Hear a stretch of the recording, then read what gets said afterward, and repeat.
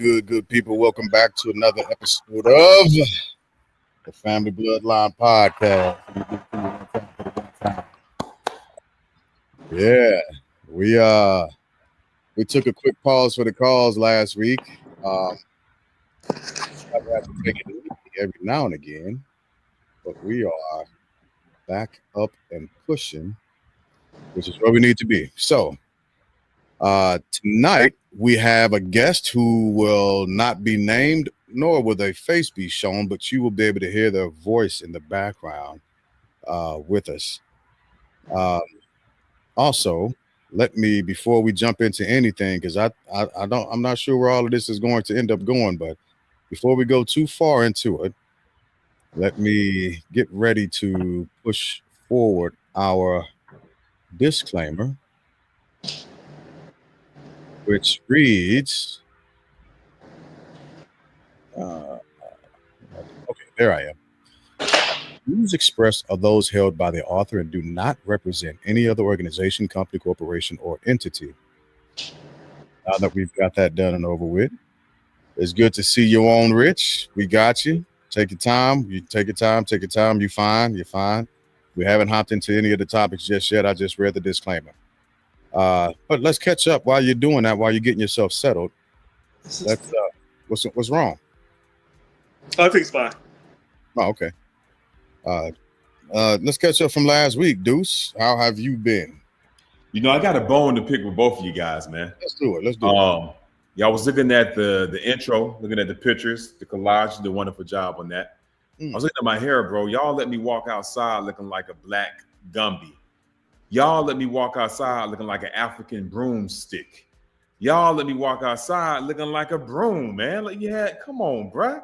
Neither one of y'all said anything. My man, that was all you, bro. You could have said something. I probably did say something once or twice. But you know, it ain't about me. It's about how you feel about your hair. It's your style. And I figured you look at yourself every morning.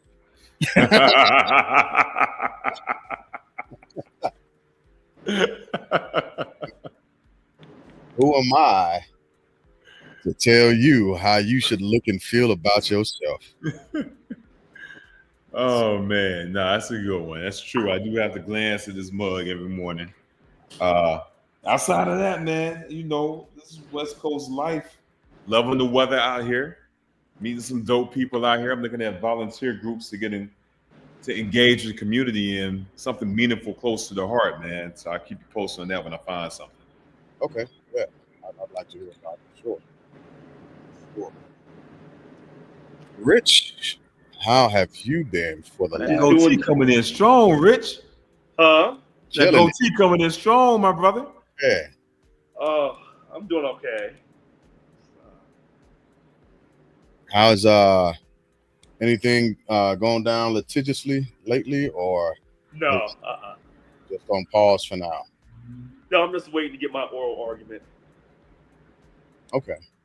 In the appeals court. So we'll see how that goes. All right. Still strapped in. On the side. Oh yeah. Gotcha. Well, we are here, and there's been a lot that's happened as we all kind of figured would. Go ahead. What you got? Oh no, I don't have anything. Okay. No. Which we all kind of did. I just for me, last week the 29th was my first day of retirement. Thank you. I appreciate that. I've jumped over that hurdle. I've got the ID to prove it, as well as the certificates. But enough about me. Let me introduce our guest. No face right now will be his name. No ID is what we'll call him. No ID. Drew. What? Drew. So how's your week been? My week's not bad. I've got one more month till I retire. There you go. So hey, 40 years and 10 months. Wow. Little while. Yeah. Served with James for a number of those years. Yep. So you guys are my idol. James is my idol. Anyway. Hey, Yeah, life is good. Just out here closing out on my military ship for the last time ever. yeah, man, that's exciting. That's exciting. Deuce, we waiting for you. Hey, That's I'm like I said. running to the finish line, brother. Running to the finish line. Yeah, just stay strong, finish strong. That's all I can tell you. Once you get to a certain point, give me a call so I can walk you through some stuff. Oh, bet. Yeah, that way you end up on top. You end up on top. I'll just put it like that. All right, so we will push forward and jump into tariffs. Let's talk about tariffs. So here recently, there is a court that has ruled that the overreaching, grossly Trump fuckery. yeah, that part more Trump fuckery. That the tariffs were essentially illegal, which a lot of us have known, especially since they were pushed under what I consider to be false pretenses with the emergency clauses, essentially, right? And there has been a court. Just emergency; it's got to be national security. National security, absolutely, yeah. And so they have been pulled back, reeled in, and essentially have been given back over to Congress. From my understanding of things, where are you all on that? What's your take on it? I'm switching you over. Okay, gotcha. Oh, bam! There you go. There you go. Yeah. For me, it's like you said, man. We all knew this was wrong. The way he was going about it, the back and forth. I felt like I was in a game of tug of war. We had National Liberation Day. Remember that? To announce the tariffs. There's always a new round. I think the curious thing, he never settled on a day for China. So yeah, the court came down on this, but I think they stayed the ruling until like mid-October. Yes. Which this gives his team more time to circumvent this. And if they want to push it back on Congress, cool. He has Congress in his pocket, right? So to me, it's yay, but it's just delaying what's going to come, which is going to be tariffs anyways. So let's deal with that. I'm gonna pause you on that for a second. Let's say Congress goes, and this is for you, Drew, as well. Let's say Congress, it's pushed back to Congress, right? And Congress takes up the fight on tariffs. Is there a similar thing as a budget bill where you have something in the House and then you have something in the Senate, and they fight it out in both chambers to figure out what's going to be pushed forward, or is it just strictly Congress? The House writes all of the bills, all of the finance. They control the purse. It's not the Senate that controls the purse. So the Senate would have no say in it. I don't believe so, but I could be wrong. I'm not an economist. I have not studied that. Okay. Yeah, because if that becomes the Senate's involved, then there aren't enough. I do know. To pass. Yeah. So that was just a question. What were you saying, Deuce? You do know what? Well, I do know if it is uphill. Here's the reason why I think it's not gonna go through. If it is uphill and the Congress stands the ground and says no, the government has to pay back that money, because that means the tariffs were not legal and should have never been levied against said companies. I'm going to pause you out right there. Rich, where are you at with this so far? Wait and see. You still waiting to see about tariffs? Okay. So back to what you just said, Deuce, about the government having to pay back money, right? And one of the things that I've pushed out, I might need to get my notebook out, is that tariffs are a tax on the people. Yes. How are you going to compensate the people who have paid the tariffs if it hasn't been itemized or tracked? That's not how it works. Okay. So the tariff is levied against the importer. Right. So if I am Toyota USA, then I pay the tax on every Toyota that gets off of the ship, wherever it's made, Japan, China, wherever they make it, and based on the parts content of it. Now, when I go and I sell that Toyota to James or to Rich, Right. buy that Toyota, I'm going to tack on that amount of tariff to the sticker price, but you're not going to get that back. I'll get it back as Toyota USA. And that's That's exactly the problem. Yeah. Correct. That's exactly where I was going with that. Yeah. Because now You just got screwed. the people actually screwed out of the tariff that they've paid, but the actual corporation still benefits from those funds because they can get it back Right. at that point. But the actual everyday average person, the citizen who's paying into this, nothing. Yeah, the only leverage or recourse they would have is a class action No, suit. wait a minute. Okay. No, he's right. Whoever that person is, I agree with that. But this is a long game. So when you have advisors advising the president that if you want to raise these tariffs, that's a business class lesson. Just passing on to the consumer. So President Trump already knows this. Now, is this his long way of saying, okay, if they pass it on to the consumer, this would be another way I can force the Fed to lower the rates? I don't know, but this is a long game. Lower the rates because of all the bonds that we've bought. So that's It always won't matter. This is a long game. So he does something to cause a reaction. But that final reaction way down the road is what he may be aimed at. Because everybody knows that if you do the tariff, that price gets passed on to the consumer. He knows that. All his economists, whether they're Democrat or Republican, they know that too. So this is a loss. So let's just wait and see down the road what happens. Well, for me, Rich, once again, I think you're giving that man too much credit. I think No, I said his economists who are advising him about the tariffs, whether they're Democrat or Republican, Yeah. they know that. his advisors. We know that. Yeah, okay, so- the scene. Whatever the hell he wants. Yeah. Well, all right, here's something else, though, to Rich's point. Intel. This dude was able to get 10% of Intel. We don't know. It says the federal the government, but government. what Did they that deal actually went through?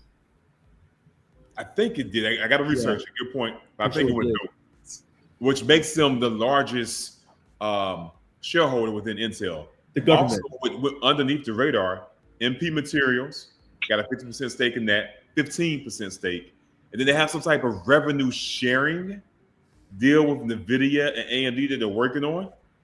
So it's not equity, but it's revenue sharing, whatever that means. So what you're saying at this point is nobody who supports MAGA can say anything about communism or socialism. No, what he told you back in 2015 when he ran, he says, I'm a businessman and I'm going to run it like a business. But he's And failed in businesses. But he's not. My apologies for cutting you off. But he's failed in most of his business. That doesn't matter. It absolutely matters. Again, he told you, and he won in 2016, I'm going to run it like a business. I'm not going to turn over my tax returns. He has not wavered from that. And I'm not turning over my businesses. He has not wavered from that. And the American people as a whole said, that's fine. So all that failed business doesn't mean anything. Now in 24, they said you were a 34-time convicted felon. He said, it's bogus. I was politically persecuted, prosecuted, whatever. And the American public as a whole agreed with him and put him back in office. So at the end of the day, regardless of how you feel about this particular individual, he said he's going to run it like a business. Did anybody have any doubt in their mind that he would not try to personally enhance himself, particularly with the fact that they're now trying to pass a law in Congress where the federal legislators cannot vote Except for on bills that they can invest in. They can invest in those companies. yeah. So they're trying to pass that law now. But on who's bills. excluded from it? Say again. What branch of government is excluded from that? No, they're trying to pass for the House and the Senate. Right. But so the executive branch doesn't apply. I don't know about that, but they're trying to pass that bill for both houses. And No, both, it doesn't. I've read it. The executive branch doesn't apply. So, well, mic down soon. What's that? I can get your mic down soon. Angle it down? There you go. Okay. Say that again. Yeah, so it applies to the legislative, not to the executive. Exactly. okay. Exactly. Anyway, And the both judiciary. parties have benefited from being able to invest in stocks that they're voting on. Yeah. You know, voting on bills that's going to affect those companies and make those stock prices jump up. Yeah. So this is where President Trump actually told you the truth. He says, I'm a businessman. I'm going to run like a business. and I'm gonna keep my businesses. He, Hold on, he, am I- he didn't tell the full truth. okay, I'm about to Yes, say, I yes, thought he my did. computer messed up because Yes, he did. Rich somebody he told the truth. I said Oh, on this part, he told the truth. Yes, he did. Okay, on that part, When we talk about the businesses and the tariffs and stuff, he told you, I'm not turning over my taxes. I'm a businessman. I'm going to run this like a business operation. And the people said, that's fine. We'll put you in office in 2016. And that's what they did. Now, he sure. claims they put him back in office in 20. He got cheated. He ran again in 24 and got put back in office. Okay. So the people are accepting. See, this tariff is really is a larger symbol of a smaller thing called acceptance. He's going to do what he wants to do. The United States Supreme Court is going to allow him to do so much. So some things they'll block, some things they'll give it to him. But he told the Republican Party, I'm going to appoint Republican judges that's going to return us back to how we used to be. So Roe versus Wade. So if he's not returning us back to how we used to be. Oh, yeah, hold on a second. It says it's 18. They reversed Roe versus Wade. That's how it used to be. And then in 1973, I think it's when they passed the Roe versus Wade, abortion became legal. But Sure. he wanted to reverse that. He wants to reverse affirmative action with kids going to college, getting points for being a minority. He got that turned back. And now he even made a deal with the military academies. They can't give you out no special exceptions because the Supreme Court gave the special exception to military academies, and he still worked out a deal with them to say you will not allow minorities to be given an advantage. So what I from the perspective that I'm talking about is he's not taking us back to where we used to be. He's pushing us into where we shouldn't be. No, he's taking us back to where. Well, if going back to where we used to be is where we shouldn't have been, then that's a different story. But he's taking us back to where we used to be. First off, it's impossible, and this is what I said about this once before, because we don't have the type of economy to go back to the Industrial Revolution that we used to have. Right? That's not the way our society is structured anymore. That's simply the truth of the situation. Right? We had this argument or this debate rather. Right, because Americans don't put their hands towards vocation like we used to, but that's another story for another time. He's pushing us into a future that we don't want to be, or we don't want. Who's we? Who is we? Because half the country is disagreeing with you. That's why I keep saying that's not true anymore. That froze up. He froze up. Country, no, one half of the country, the other half is against you. That's why they put Trump back in. He froze up. He Actually, froze up. had about 30%.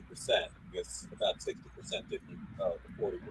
That doesn't matter who didn't vote. Half the country voted for Trump. He took it like a 50 point something percent. He won the Electoral College as well.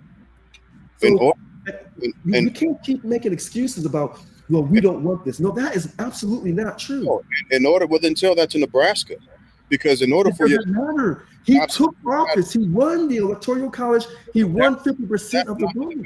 That's not the debate about him winning office. The point that I'm making is he's not taking us backwards to where we used to be. He's pushing us into a future where we don't want to be. That's your perception. That's just a subjective perception because half the country is not with you on that. It's not just me. It's not just me, right? Ask Nebraska. But I don't have to ask Nebraska because he's in office. Did he win Nebraska? Did he win Nebraska? Ask Iowa. Doesn't matter. Did he win Iowa? Also, ask these states if they voted for him. Ask Brazil. Ask Japan. Ask China. You know what? I gotta say, I understand. I'm gonna hate to say this. This is gonna burn my soul, man. I kind of agree with Rich, man. Hear me out. Hear me out in this. Yeah. You're talking about the sentiment is changing on him. I get that. Yes. Rich's point to him taking us back, he's removing the safeguards that we built up over the years to have equal representation and access to equity. He's removing those safeguards to give key people more power. That part I'm not disagreeing with you on. That's absolutely true. Yeah, because I agree. I agree with you on that. I agree with you on the point of the majority of Americans voting, so on and so forth. What I'm saying is, if we were still in that space because it's all subjective at this point. But if we were still in that space, well, then 50% of Americans would still agree that he's got us on a trajectory of progress, and that's no longer the sentiment, right? We can Wait, multiple different states to determine those actual factors of what I'm saying. you know what? Here's the one thing I'm going to agree with in this first 15 minutes. Equity. And when you are a descendant of the enslaved African, if you're looking for equity, wrong country. You got the wrong country. And that's what got all three of us black men frustrated. You have the wrong country. You were not brought over here for no damn equity. Now, selling drugs and calling each other the N-word in songs, that ain't it either. Agreed. Okay? So this tariff situation is kind of covering up the Jeffrey Epstein. But it couldn't cover it up just enough. And I kept telling you that Jeffrey Epstein's not going away. So now he has to send troops to, the ICE to contain LA. Now he's going to send troops to fight crime in DC. That's a federal area. Now he's claiming he's going to send it to other cities. Of course, there'll be blue cities. Of course. That's election prep. That's not right. Yes, to cover up the Epstein situation. Yeah, but So before we get there, 2026 is what it is. Y'all hear Drew? yeah, What do you say? It's a cover for 2026. That's what that. Preparation for Yeah. 2026. And the way he's playing, go ahead. the way he's playing this. The fact is, in inner cities, we have crime. Hold on, wait. Rich, you going to the next point? Okay, sure. Yeah, Let me pull back to the tariffs. You can. No, Yeah, I'll go back to the tariffs because I'm trying to show you the relationship between the tariffs Yeah. and the inner city. Okay. Okay, we don't know yet on the tariff because I've argued from day one about economics being a pseudoscience. I have told you that the Federal Reserve is a cartel, but somebody on the panel fights me religiously. Either they work for the Fed or they work for the CIA. Hold on, wait. Either one, I'm not either raising one. my hand that I work for. Well, I mean, I'm not. It doesn't matter. I'm Either saying one I is a fight good you. long-term Okay. job placement. Either one is good long-term. What I'm simply saying to you is this. Even when judges make decisions, the first thing we say, was that a Democrat judge or a Republican judge? So law doesn't even matter anymore. And I'm personally going through it. So will these tariffs wreck the country? I've told you at the very beginning, if this tariff or tariffs is going to wreck the country, before the midterms, he'll cut a check. He'll cut a stimulus check. Okay? If he has to cut two, damn it, cut two. Now the key is, will he cut them for enough money? Don't be cheap about it. Don't say, well, here's 500, here's 1,000. No, you cut that thing for $3,000 or $4,000, and I guarantee you, the Republicans will hold both houses. Oh, I got one better for you, Rich. Okay. I think now I'm listening to you talk and I'm thinking about it. And you know, the next play is almost ingenious, man. Think about it this way. Say the ruling goes through. Say that the judicial branch sticks to their guns, says stuff is illegal. That means the government has to pay back the importers, those companies, the money that they collected. Millions and millions and billions. Yeah. This dude is gonna spin it, and because he's gonna drag it out close to the midterms, he'll spin it and say, "Look what the Democrats did. They took money out of your mouth, the American taxpayer's mouth. I had to pay it to these big corporate bullies, the greed pit. They took your money. All this money I was gonna use for laundry list of things that sounds good. That's interesting. Another red wave. Honestly, It's a hell of a trick. crap. I think it's genius. It's a hell of a trick. So and I keep thinking about this crime situation. That's what's burning up the TV right now. When he was talking to the evangelical voters before the 2024 election and say, you will never have to vote again. He meant it. Absolutely, he meant that. He absolutely. Now, wait a minute. So hold on. Mm-hmm. This is where you're gonna have confidence in your CIA. So 1 minute I don't like the CIA, but the next minute I tell you, if you want to keep things the way they are in America, the way they are, the way they've always been, you talk about not having an election, and I would tell you, you better get new security. But You we'll don't have, go- I'm just we'll have troops in all the blue cities, so there won't be. again, if you go against the Fed, if you go against the CIA, I would look for a new country to live in. How are you going against the CIA by getting rid of elections? Because the CIA is here to ensure that everything Sure. the Fed wants stays in place. So the That Fed, what happens? huh? They're here to ensure what? The CIA is here to ensure that everything the Fed wants, the Fed gets. Okay. Okay. Now, the CIA makes sure that anybody across the ocean that's considered a spy or a threat to us, that they know their place. And the Fed will make sure they're always funded. Period.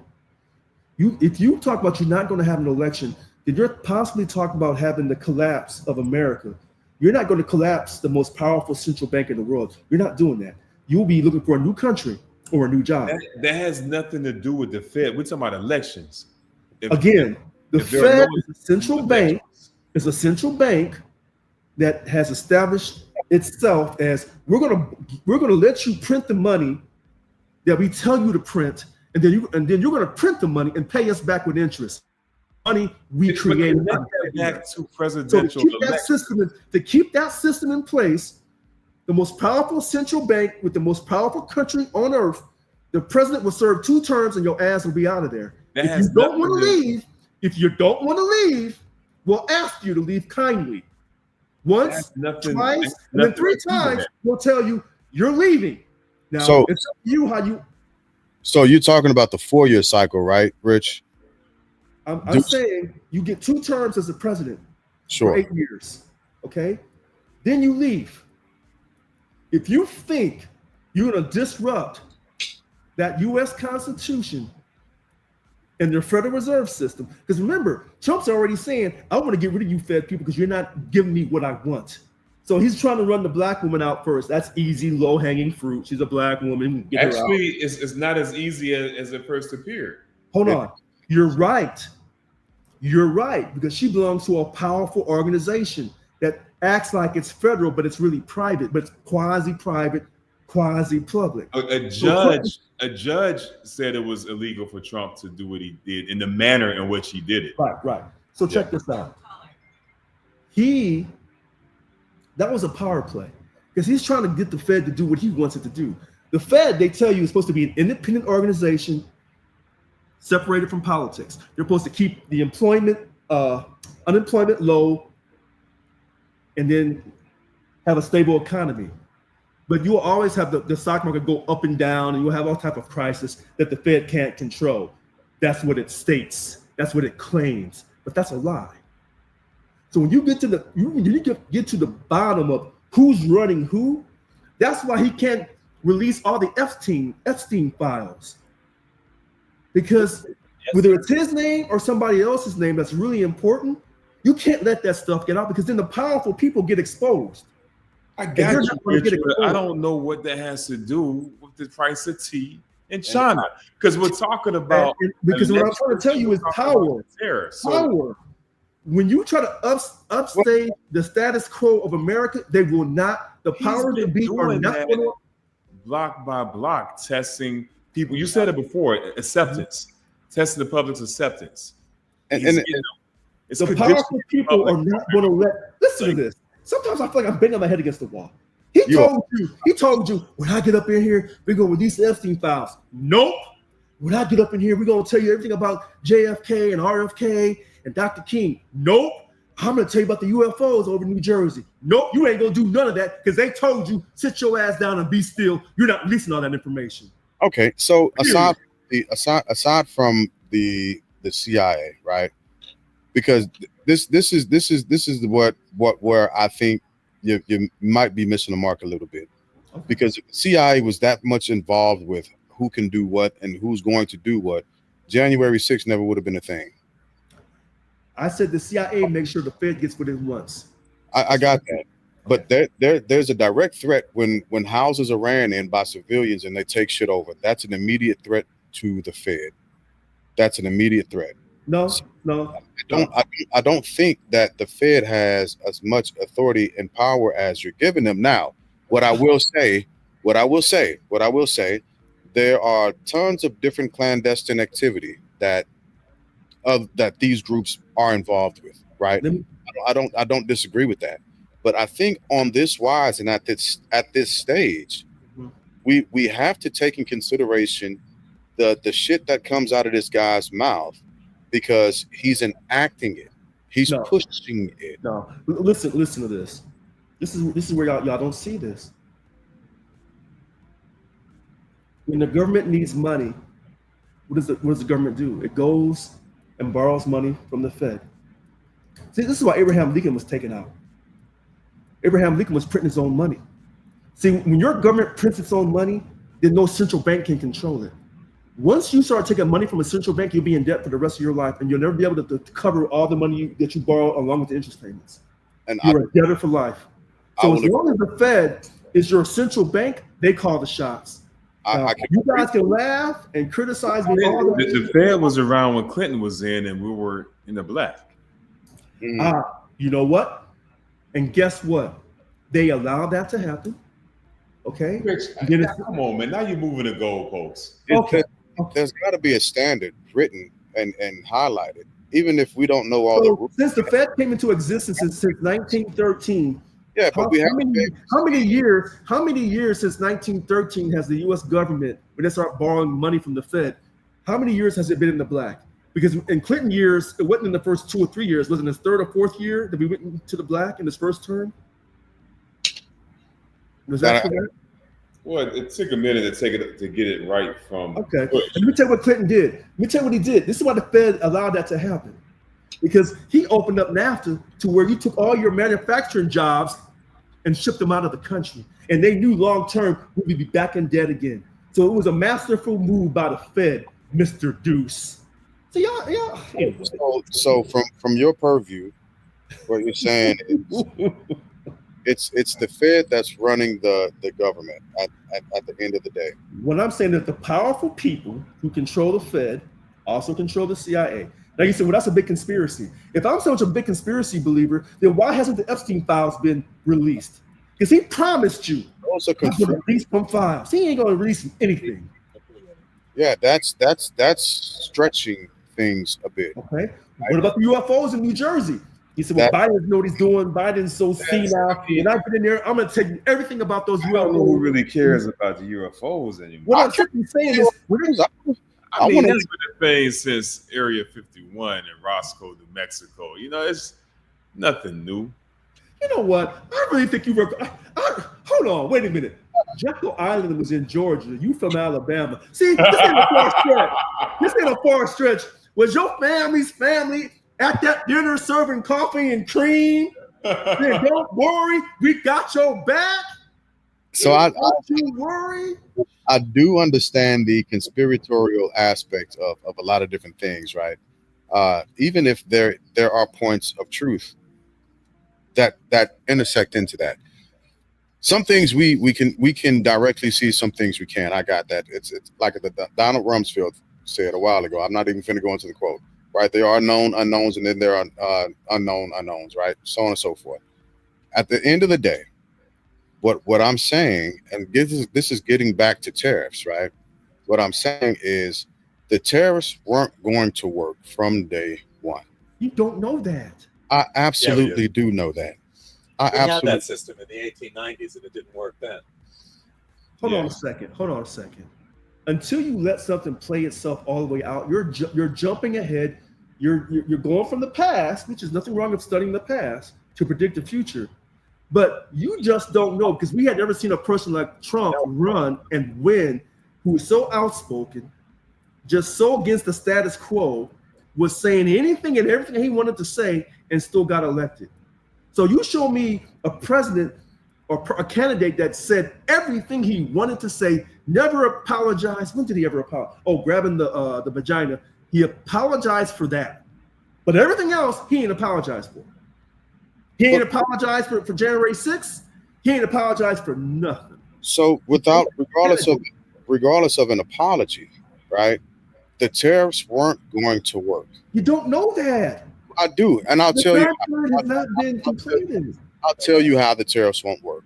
Oh my You can't you can't pull water out of a rock. Once the American public is bled dry and there is no more savings and we can't afford anything anymore, Oh my God. then You who know are the what? tariffs left up to at that point? Until you let something play itself out, you're just guessing. You don't know. See, and this is what America. Let me tell you something. This is why they didn't want Trump to run again. They were trying to put him in jail and slander him every which way but loose. Because you know, all these things that they've said about this man, there's no way he can get reelected, and he did. He did. Scientifically, I disagree with you. Nothing. I will agree I think that agreed scientifically when he won the election, and he swept all the swing states, and he won the electoral college and the popular vote. That's an easy thing to understand. Americans are stupid. That's why. That part, and then now American voters are stupid. Oh, yeah. Okay. It's still built off of hate. Okay.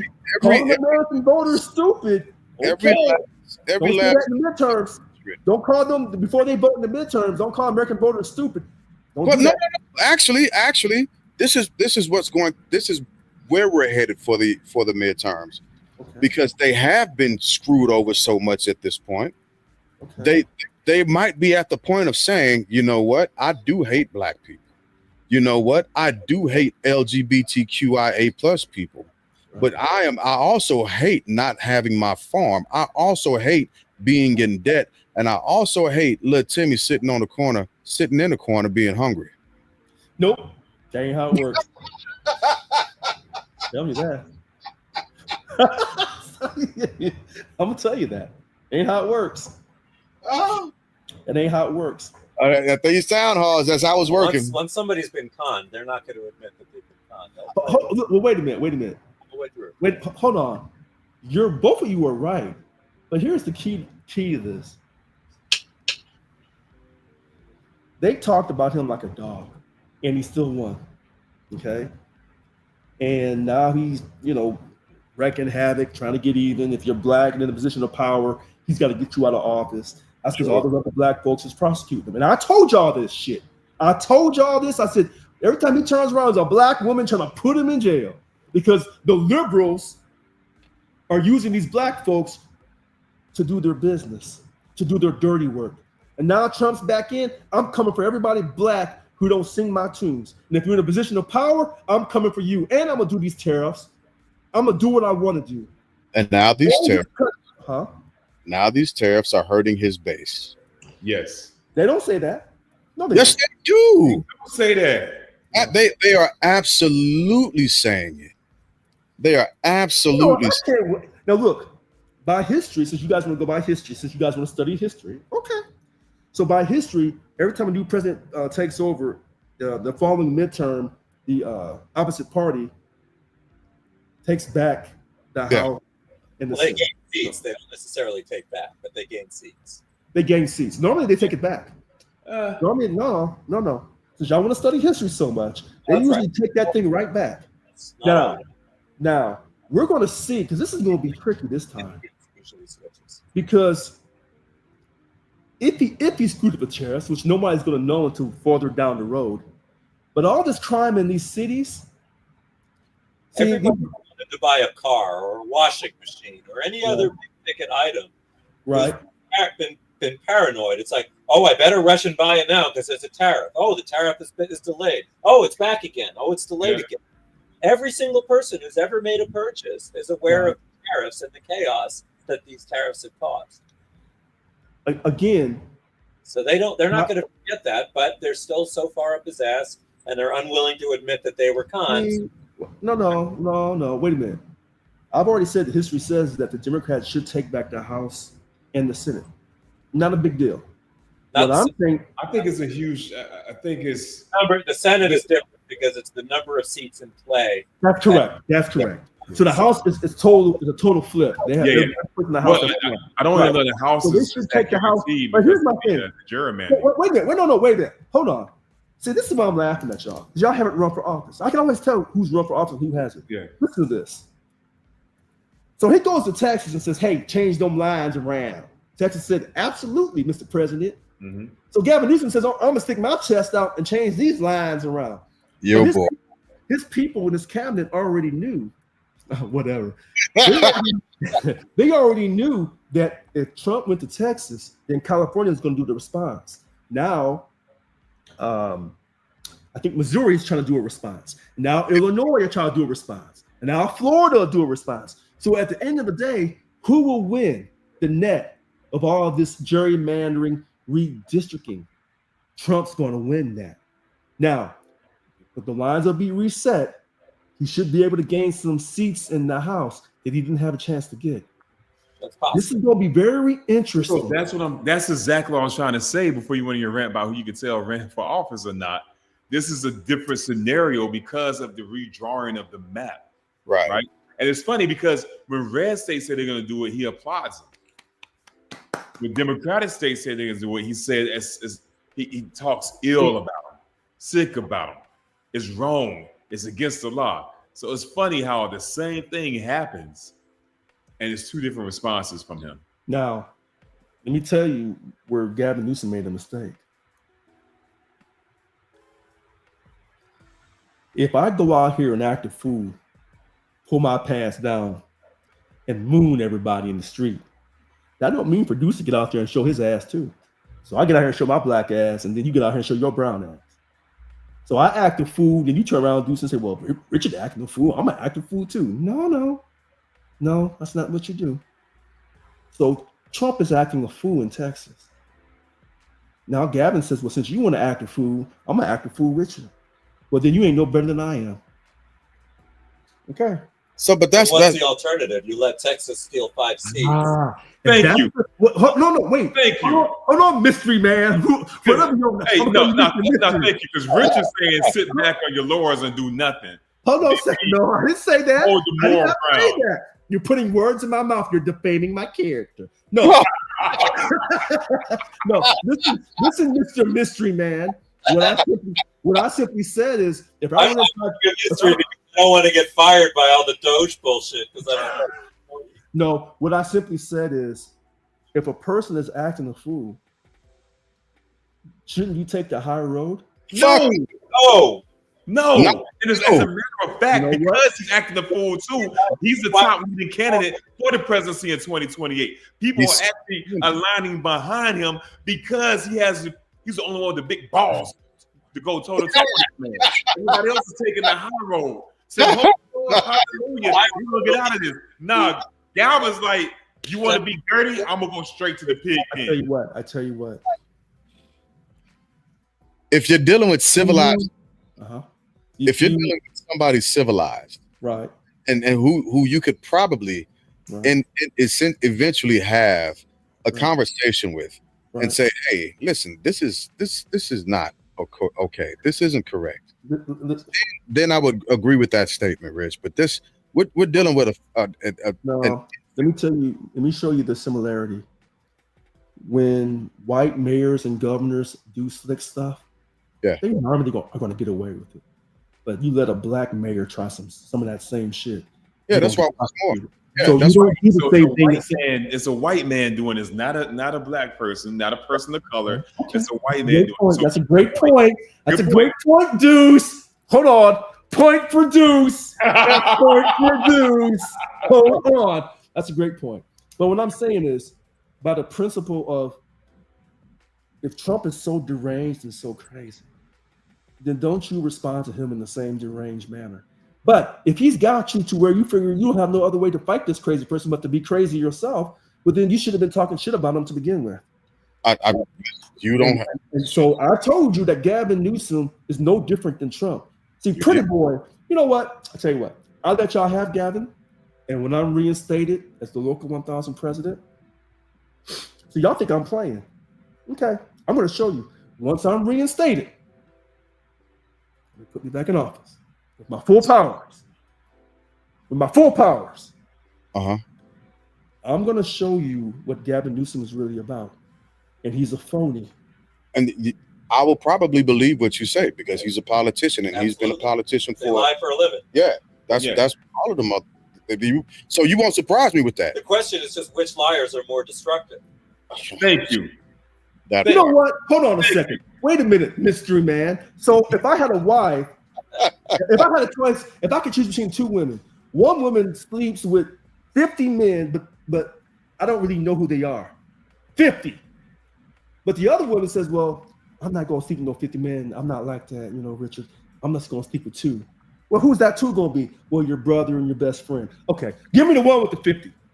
So neither one is a good choice. Okay. Okay, all right, I got you. I'm gonna raise the ante on this, Rich. You got two women. Oh Lord. The one that slept with 50 said, "Hey, Rich, I'm coming with HIV too."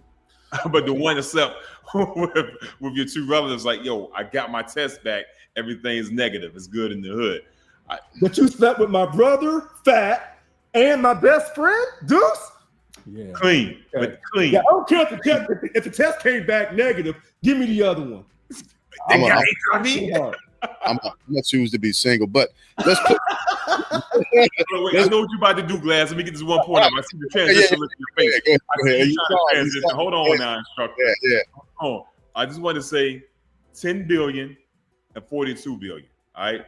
If the tariffs are not hurting his base, why did he in March issue $10 billion emergency commodity assistance program, the ECAP, to agriculture industry, which primarily consists of his base, right?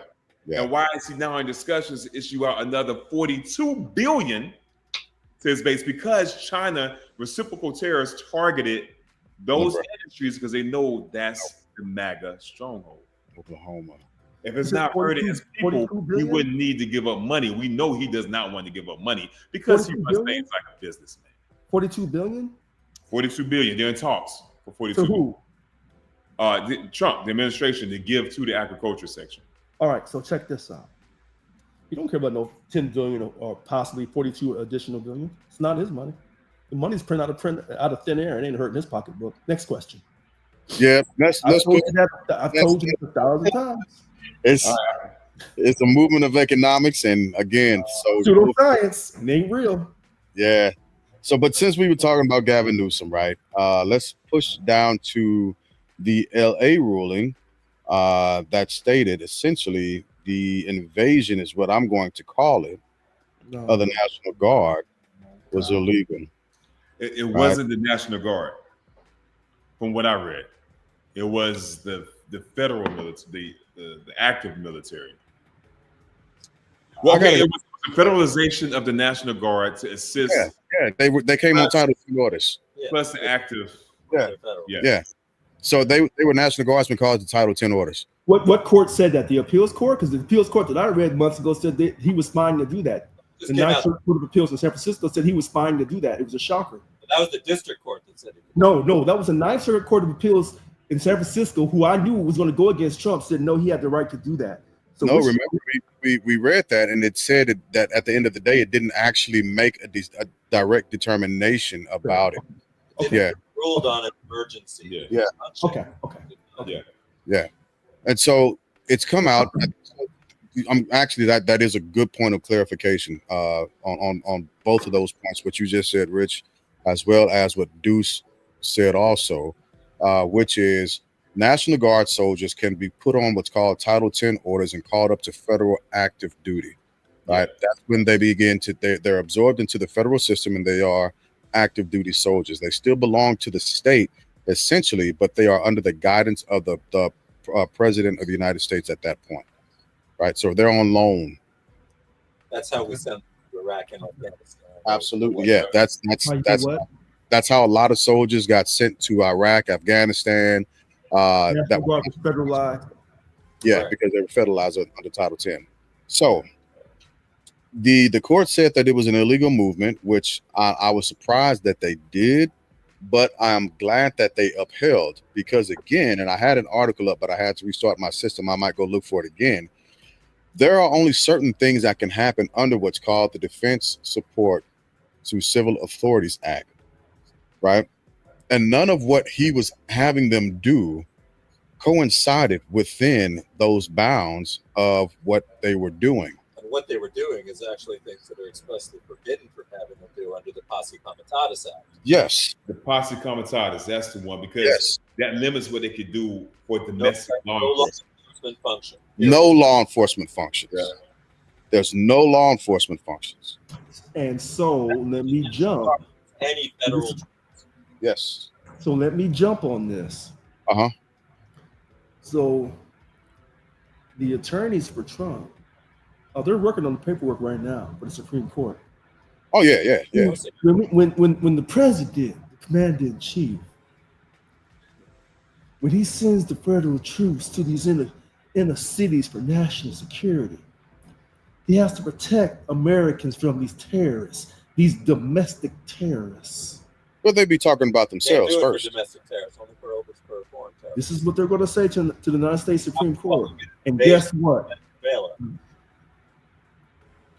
Who is this mystery man? Put him on the mic. Put his ass on the mic. I can't see your hand. I can't see it.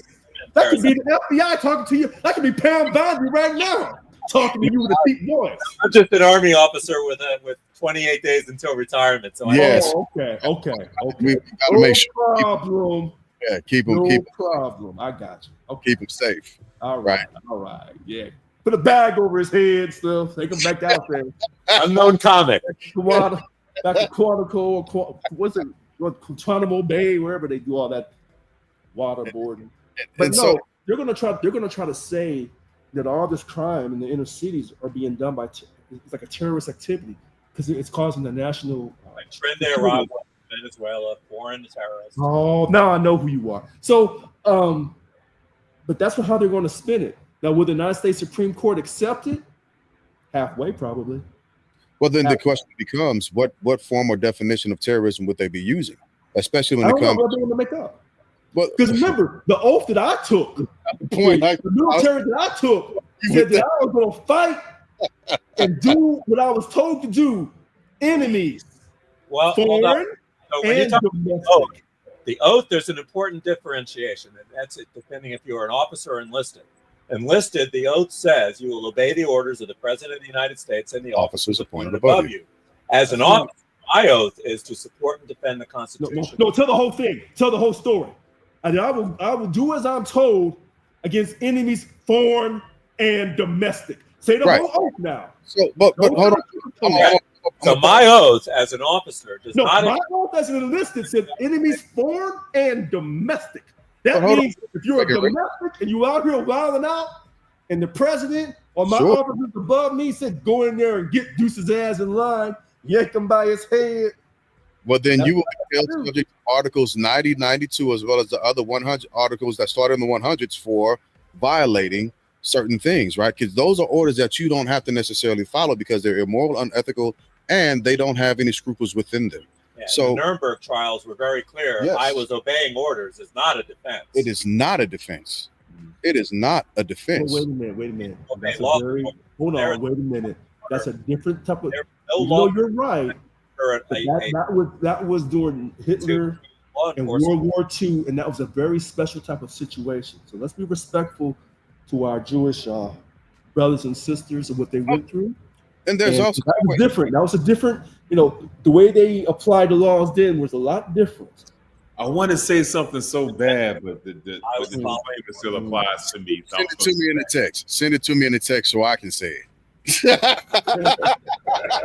So that's very critical. You're right, mystery man, but the way they were handling that situation was a lot different than previous or afterwards.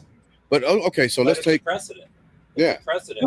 That's true. Following orders is not. It would apply to the junior soldiers at Abu Ghraib who were mistreating detainees. That they said they were following orders of the sergeant. That was not a defense. They were court-martialed. Wait a minute. Not allowed to. You are not allowed to break the law because somebody higher in rank told you to. Yeah. If No, you're hold on. Wait a minute. sergeant, I want you to go and mug that lady. You can't do it. No, hold on a second. Because you're going beyond reasonable. You're going beyond reasonable. So Not when at all. President- Okay. I got to say this part, Rich. keep going. I'm finna set it up. Because the court ruled on this, right? Passe Catadamus contain. I'm not gonna say the word right. It was ruled, Posse comitatus. Comitatus. The court came down on that because the military, active duty military, was used in law enforcement activities, including immigration crowd control. That is against the law. They were ordered to do that. You know, Right. So I don't but know. they were ordered to just. They weren't ordered to make any arrests. They were just ordered to. They were ordered to assist law enforcement They personnel. were just making the scene peaceful. I'm David telling you, that court that made that decision, if this goes up to the United States Supreme Court, it'll be overturned. That's a guarantee. No. Yes. I highly doubt it. Okay. It's a little. Let's see if it goes to the United States Supreme Court. It's going one way or the other. How's that? Well, I mean, it has to go one way or the other. But here's the other problem. No matter what the United States Supreme Court does, because you know it's more conservative than liberal, if you're a liberal, you won't accept it. And if they was more liberal than conservative and they ruled in a liberal fashion, the conservatives wouldn't accept it.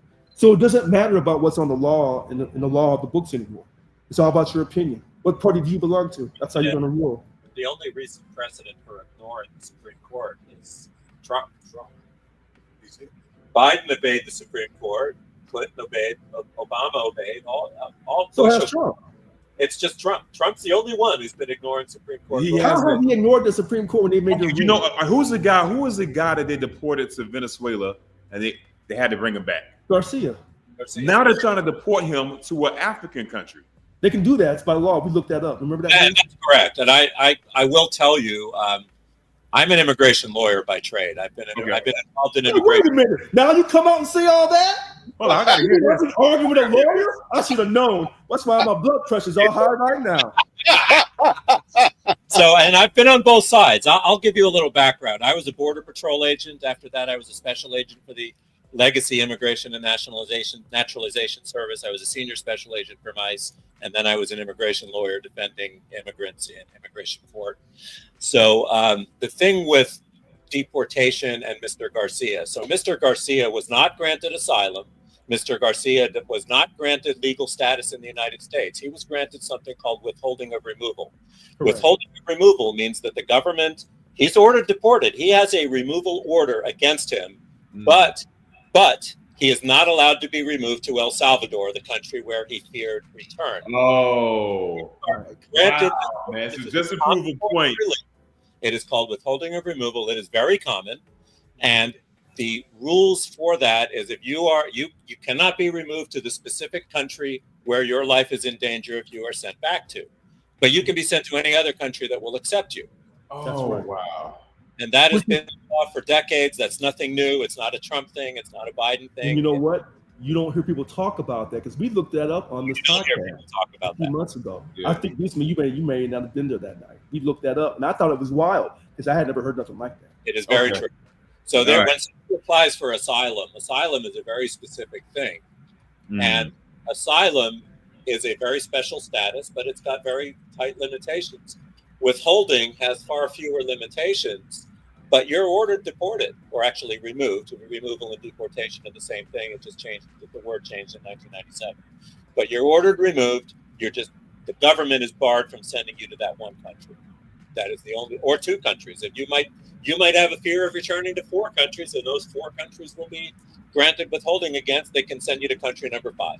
So he said, I'm not going to send you to that continent. I'm going to send you to an entirely different continent. It doesn't matter. He could send him anywhere except El Salvador. Yeah. He said, all right, you're not going to give me here. What made it illegal the first time is that he sent him to El Salvador, the one country in the world that he's not allowed to send him to. That's interesting. So he said, bump that. I'm sending you to a whole nother, bump the country. I'm going to send you to a whole other continent. All the other ones, they sent I think he was from Vietnam, and there was another one from Laos, and I don't remember where the other 2 were from. But he just recently removed 4 people to South Sudan who were nowhere near South Sudan. A Vietnamese guy has no connection to South Sudan, but South Sudan. And that was perfectly legal. South Sudan said, we'll take him. So that's where we are. That is where we are. That's where we are. Great point. Great. Yeah. And so I had to dip off for a second, maybe to hook up another mic to make sure we could hear everything that was happening. Manny, ¿qué pasó, hermano? Mano. So the LA ruling, right?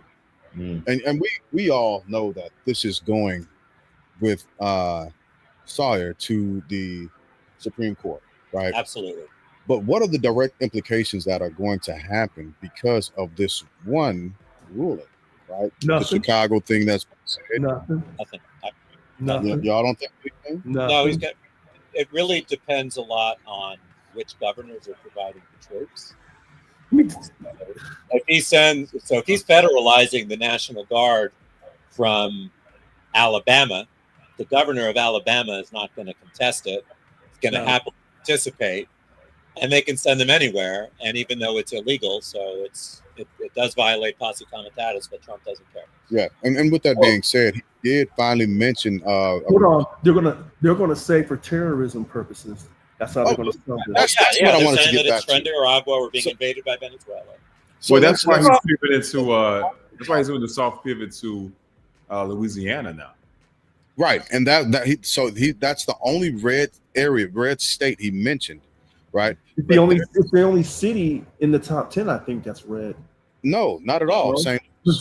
Okay, that's the other one. So Louisiana, what city is it? Shreveport or New Orleans? New Orleans.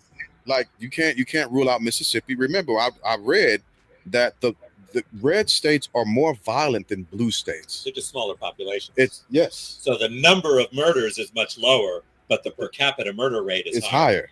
I got you. Yeah, and so if it's all whichever statistic you want to use. Absolutely. And so if we wanted to make this a thing and justify it because of violence, so on and so forth, well, then he should send them in to the smaller, more easily controlled populations first. Wait a minute.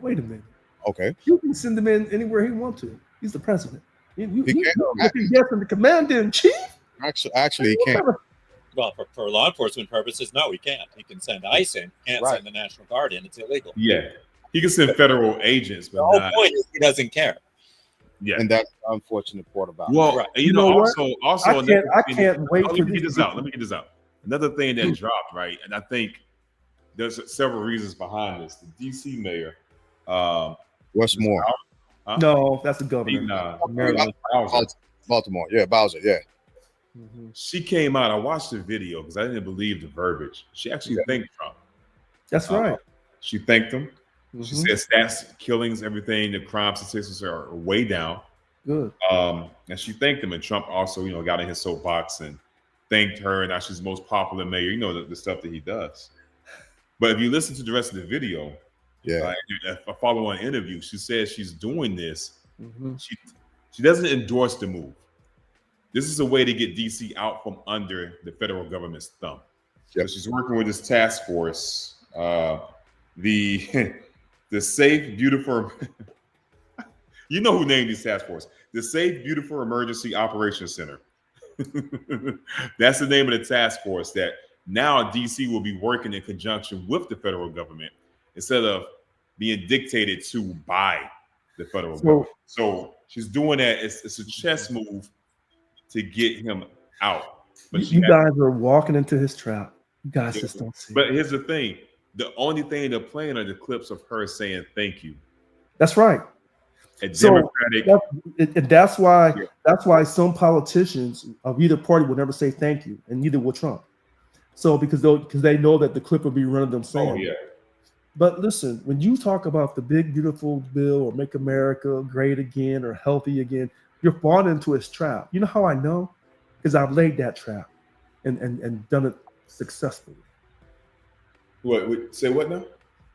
When you say that the big beautiful bill or make America great again or anything like that, you say it. Yeah, you walk into his trap. He made that. No. But you're walking into his trap. It's a psychological trap. You don't quite get it. So in other words, it's a sales technique. It's a sales technique. I see what you're saying, but he's a bully. Because it sounds so outlandish. It's a bullying tactic it's so buffoonery. It's so outlandish that you say it. In other words, when the rappers came out in the 80s, they were rapping. And then they start saying the N-word religiously. Shooting and killing, and blah, blah, blah, blah, blah, blah. And it's so derogatory that if you keep saying it over and over and over again, it'll catch on. I mean, I get you on that, but he's also using his position of power, right? Yeah. Because if he was not in that seat, it wouldn't be as effective. I agree with you. It is a market. It's a beautiful marketing technique. He's the. But it's only beautiful because of the authority that he currently has, and who knows how long he'll have it. What do you mean how long? He's going to have it until he leaves the White House. That's my point. Who knows when he's going to leave the White House? He's leaving the White House in 28. In the beginning of 29, he'll be walking out of there. That's the hope. How much money you got? How much money do you have? I want you to be 1,000+% correct. I want right now. I want to have the most faith in what you're saying that I will become an acolyte. I want everything I have $1,000 right now to put up. To be true. No, I'm not going to bet against you because I want what you're saying to happen. No, you don't. No, you want this to be a catastrophe. You say, I told you that man wasn't going to leave. No, nobody knows. There, and that's the last thing anyone wants. Because nobody if he's all screwed up, we are all. That's it. Then if that's the case, we only got a few more days left that we can use our passports to get out of this joint. No, right? Nobody's running. So again, all I'm saying is I hope you're correct. That's why I won't bet against you because I want you to be right. I want you to be right with everything in me. Listen, he will be leaving the White House. J.D. Vance will be running for president. And most likely it will be Gavin Newsom. Governor Newsom will win the. To me, he's already run the Democratic nomination. He's already won it. So I can see why he's running. He's running for it well. And when I'm reinstated as president of Local 1000, I'll leave it at that. All right, because if you're able to get Gavin, he couldn't accept my election victory. So the same way people say that Trump couldn't accept his election defeat in 2020, Gavin Newsom couldn't accept my election victory, and I was the union president. He couldn't accept it. Yeah, absolutely, Castro, Mr. Castro. Absolutely. That's he couldn't accept it that I was not going to give him money to fight his recall. And so he got an attitude against a union president. That's the absolute truth. And that's why I got ran out of office. And that's why I'm in the appeals court trying to be reinstated. My story has never changed. I didn't do anything wrong. I was exerting my powers as a Local 1000 president. The same thing now with President Trump. He has a group of advisors. He has the lawyers. You know, he has a lot going. Stephen Miller. Fuck that guy. I knew it. Yeah, fuck that guy. So, you know, when you look at these two guys now, and look, he's talking stuff about President Trump getting inside on his chest, making comical. So whoever is on his strategy team is giving them the comical stuff to say. Oh yeah, they're doing a brilliant job. They're doing a brilliant job. But it also goes to show you that when people belittle Donald Trump and said, you're this and that, no one's going to act like you, you don't act presidential. And now the person that's going to race against the Republican nominee in 28 is acting just like you. Sounds like Donald Trump has won again. He's not acting like Trump. He's mocking Trump. When he posts all it doesn't matter. It doesn't matter because I know. And he mimics the style. He's pointing at how ridiculous it doesn't matter. Yeah, it doesn't matter because you should have taken that. Because remember what Michelle Obama said: "When they go low, we go high." And I told y'all, bullshit. I told y'all that. Y'all laughed at me. You demonized me. You're taking that old school like Christian mentality of turn the other cheek without realizing we only have two cheeks or four, depending on how you count the cheeks. You only have so many. I like that.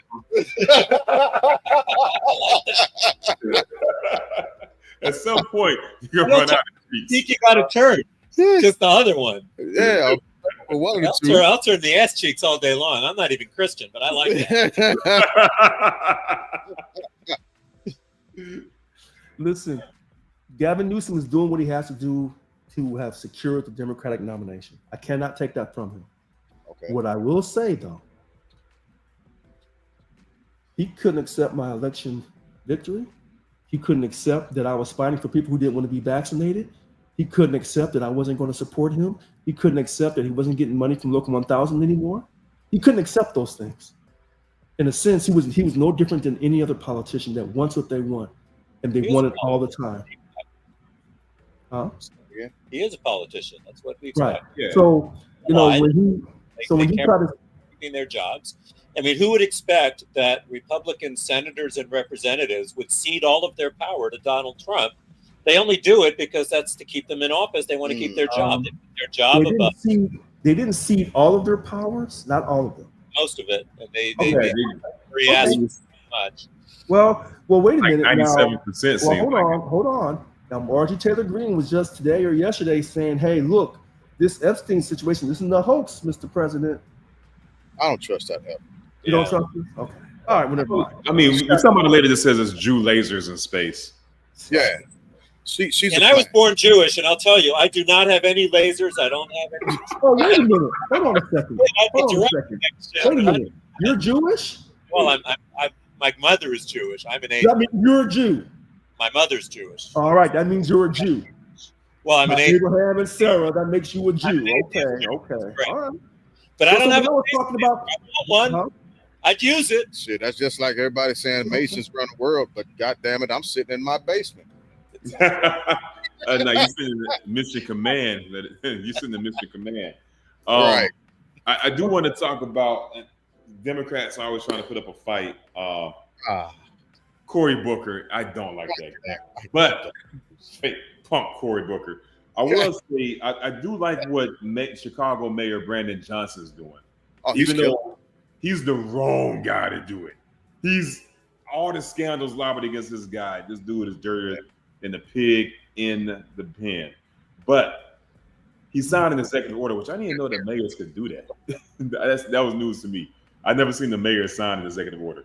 It's not an executive order that prevents the Chicago law apparatus from working with any federal agents that are there to under the president's orders.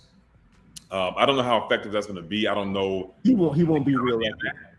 I know that the chief of police normally works for the mayor, so he will not be reelected. Okay. Well, I don't think he already wasn't going to get reelected. I think he's already. Adams in New York. I thought he had a chance to get reelected. They said he ain't got a chance in hell of getting reelected. Before all this, but that was interesting. And then they were talking to the lieutenant governor of Illinois, and she said that Trump's withheld several rounds of funding that they should have gotten, that was signed off by Congress. Trump's withheld that.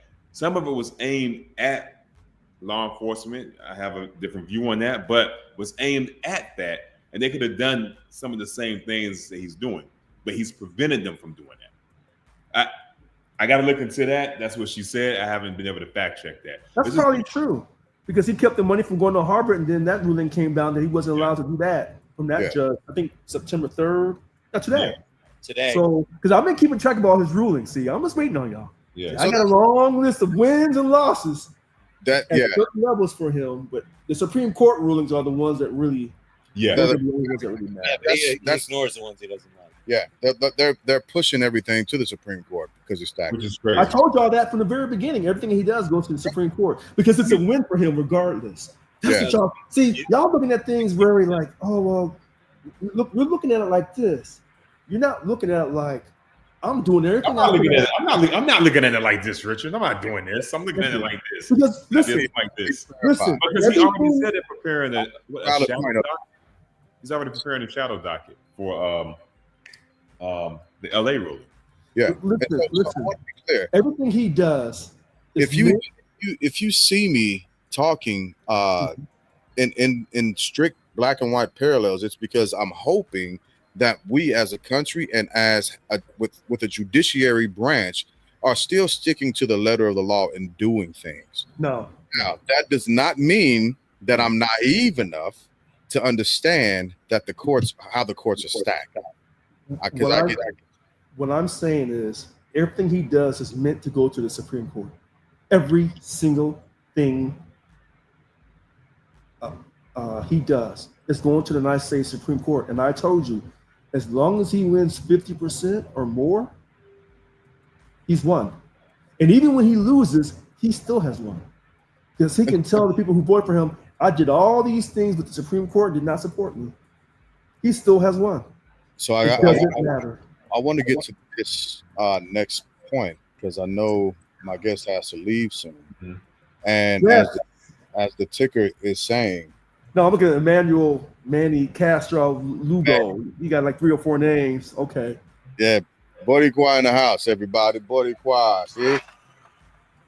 Oh, te quiero. So the continuous threat of invasion into American cities from a sitting president. What is that? What can that be defined as, described as contextually?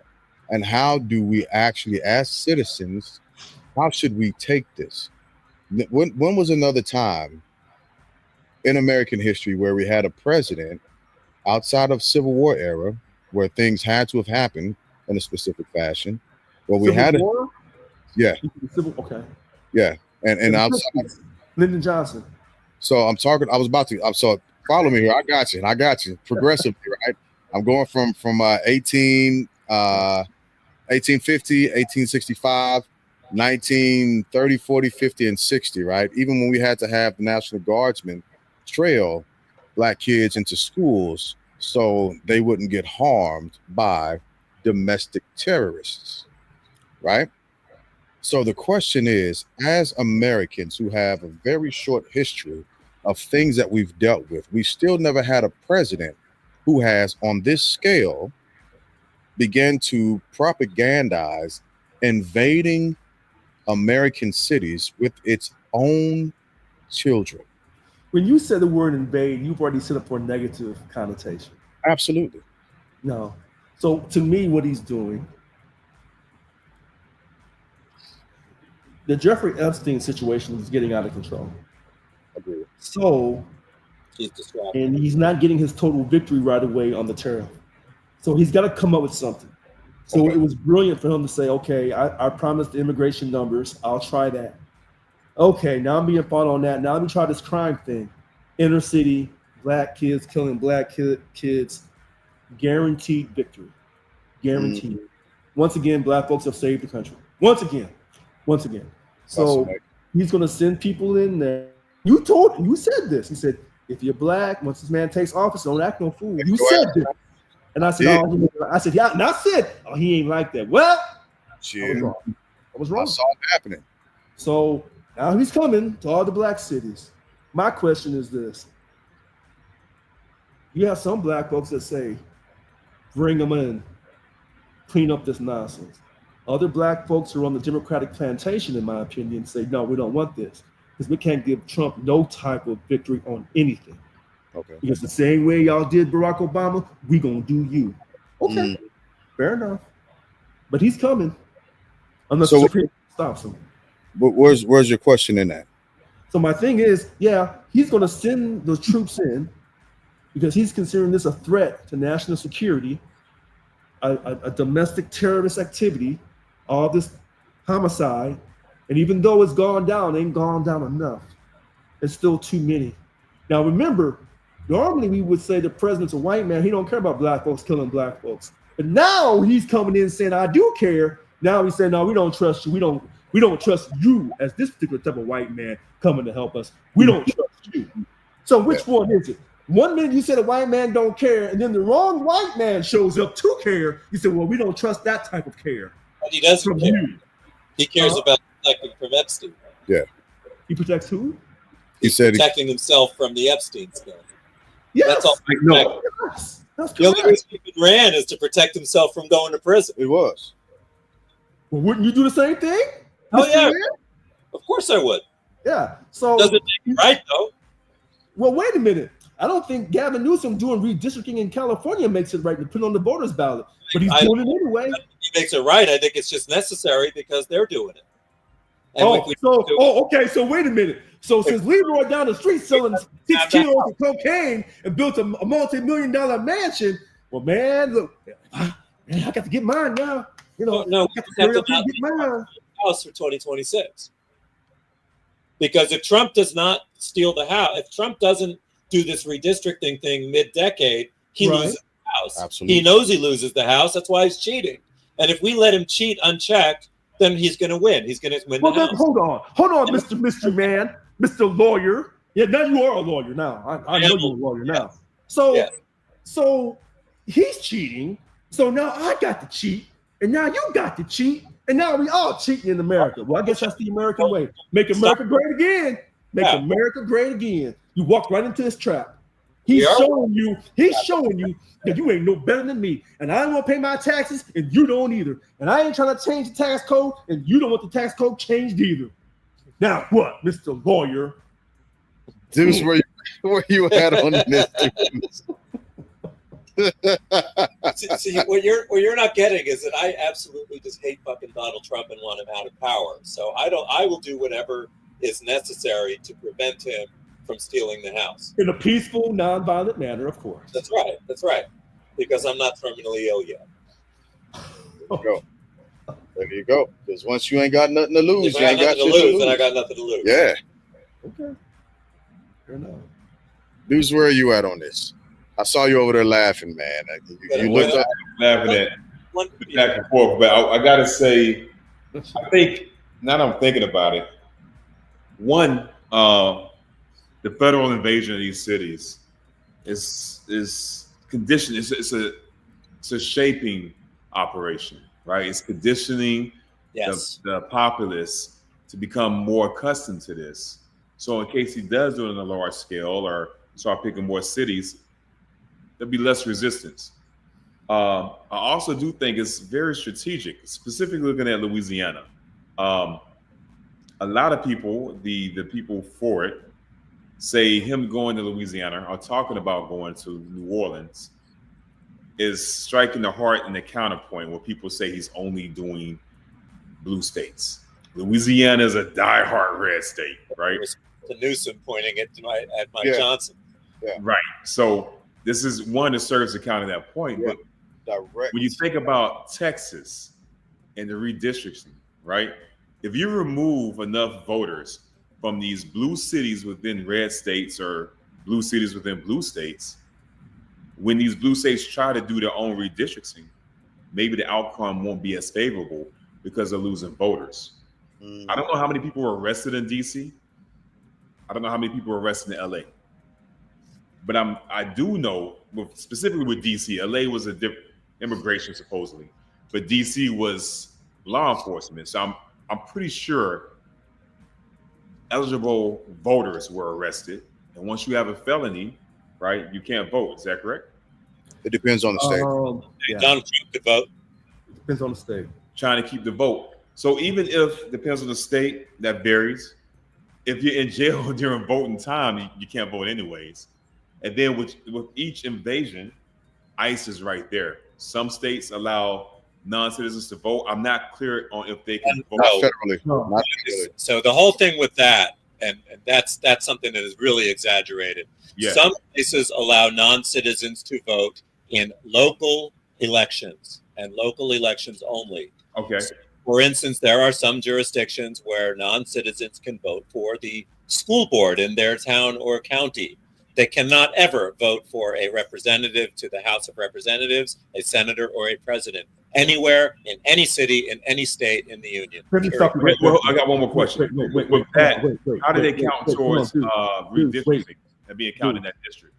Deuce, hold on a second. Let me get this out, Rich. Okay. How do they count for redistricting?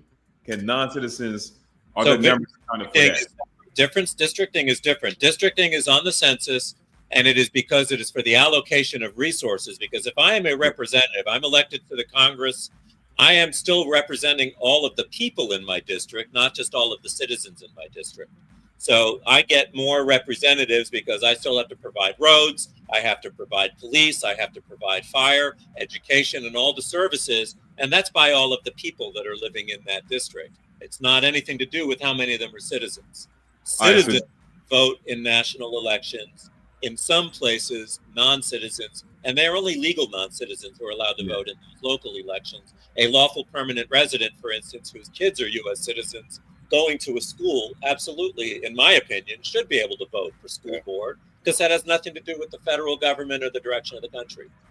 I'm gonna wrap up my point and I'll give it to you, Rich. So with that being said, they count for resources redistricting. So if ICE is with the federal agents, wherever they go, removing them from that district, let a smaller number, and then the rest. I don't know how that's going to help with votes or not. That's probably more of a marketing thing. But removing those people from those key districts, when you redraw, it's tilting however much towards red instead of blue. So that's my thought on this. I gotta give it. It's smart, man. You know what, Deuce? I'm gonna agree with you on that part, but I want to go back.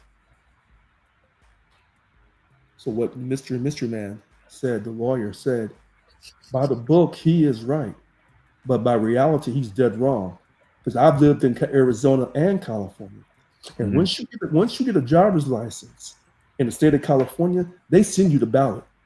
No, they send you registration. You can register to vote, and if you register to vote, then you have to claim to be a citizen to register to vote. And that's actually, you're going to lose all immigration status forever if you do that, because that is false claim to United States citizenship, and that is a permanent bar to any and all immigration benefits, including naturalization. And most immigrants know this, so people are very careful not to register to vote and not to vote. You're telling me when they're sent those voters registration cards, you're not filling them out and they're not being allowed to vote? That's what you're telling me. Most people, if they are not a citizen, they do. So for one thing, on the driver's license application in California, they ask you your citizenship. And unless you check United States citizen, you are not directed to where you would register to vote. So it is only by making a false claim to United States citizenship that you are even presented with that ballot. And that's not the information that was relayed to me by someone who worked in DMV. Well, they're telling me that when you get a driver's license, they send you a voter's registration to sign you up to vote. And if you're expecting me to believe that person is going to fill out that information as a U.S. citizen, then absolutely you're sent. Wait a minute. If you're telling me a person who has come over here illegally, for one thing, got a social security number. Wait a minute, got a social security number, and has now taken the driver's license, taken the test. And now they've gotten a driver's license, and now they're being sent a registration saying, "Do you want to vote in this country?" That they're going to tell the truth when they've already lied once already. You're simplifying things. First of all, when somebody is not here legally, when somebody enters illegally, they do not get a social security number. They get an ITIN number. That is so. God! This is where you're talking. Hold on, you're talking, and let's go before 9/11. Let's go before 9/11, because I know before 9/11. Hold on. When I was in ICE, now a lot of people do use social security numbers, but they're not their social security numbers. Hold on, that's exactly what I said. If a person gets a social security number, whole cloth, and that's the number they use, and that money is still withheld from their paycheck. Hold on, I never said that. I never talked about them retiring at 65 and trying to claim. What I simply said that person does not have a social security number. Hold on a second. Hold on, wait a minute. You think you're talking to somebody who don't know. First of all, I'll preface this. Before 9/11, before DMVs across the states were verifying social security numbers with Social Security Administration. If you had a social security number, regardless of how you got it, and you went and took that test at DMV in the state of California, they were sending you a voter's registration.